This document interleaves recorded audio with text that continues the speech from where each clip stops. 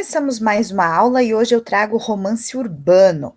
Romance urbano que é uma das divisões, né, do romantismo no Brasil.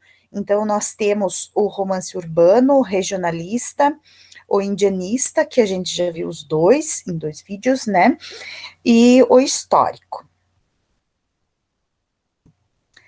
O romance urbano foi um dos que ganhou maior êxito, né, justamente porque ele retrata aí as particularidades da vida cotidiana da burguesia. Então, a burguesia se vendo retratada, né, nos livros, fez com que eles fossem muito lidos, né, muito consumidos. Essa temática buscava criticar os hábitos dessa sociedade, né, e é o que vai abrir caminhos para romances que vão surgir mais tarde, como os romances do Machado de Assis. Uh, Esse retrato dessa sociedade, então, faz com que a aristocracia perca o enfoque e vai se dar enfoque para pessoas comuns, né, que vivem nessa sociedade. As ações vão girar sempre em torno de fatos corriqueiros dessa vida burguesa, como complicações sentimentais, sociais, financeiras, que é bem comum nessa sociedade, principalmente na sociedade carioca, que foi o espaço que mais foi retratado, justamente porque o Rio de Janeiro era a capital federal da época, né? Então, a Moreninha, por exemplo, do Joaquim Manuel de Macedo, ambienta-se no Rio de Janeiro, né? José de Alencar também foi um importante romancista urbano, né? Então, como a gente pode ver, o José de Alencar, ele escreveu romance indianista, romance regional, mas ele também se destaca no urbano.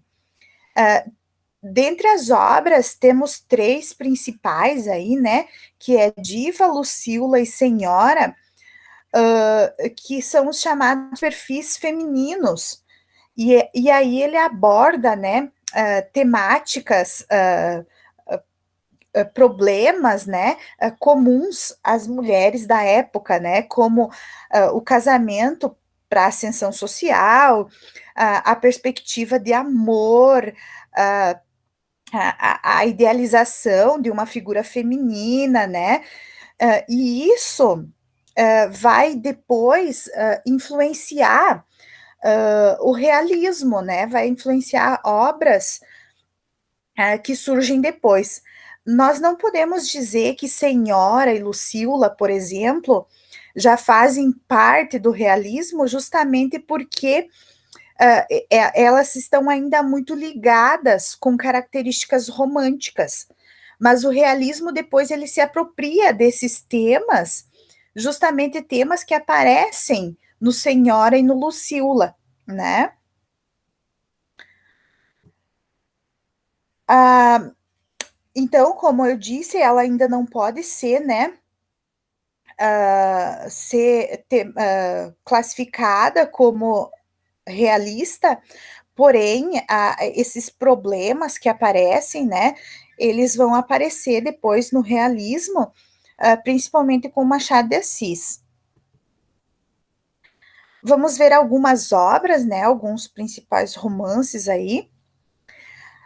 Então, temos Memória de um Sargento de Milícias, do Manuel Antônio de Almeida, e ele gira em torno das malandragens e travessuras do Leonardo Pataca, né? Então, como a gente dizia, retrata problemas ou costumes, né, da época que eram muito comuns. E aí o Leonardo, por causa, né, das pessoas que cuidam dele, que zelam por ele, ainda se torna um sargento, né, embora tenha aprontado várias coisas desde a sua infância. O José de Alencar, como eu passei para vocês, ele tem aí os principais, né, vamos dizer assim, o, os perfis femininos, né, A série aí, Perfis de Mulher, tem Senhora, Diva e Lucila. Os três são muito legais e abordam aí problemas, né, conflitos e tudo que se passa aí na cabeça das mulheres.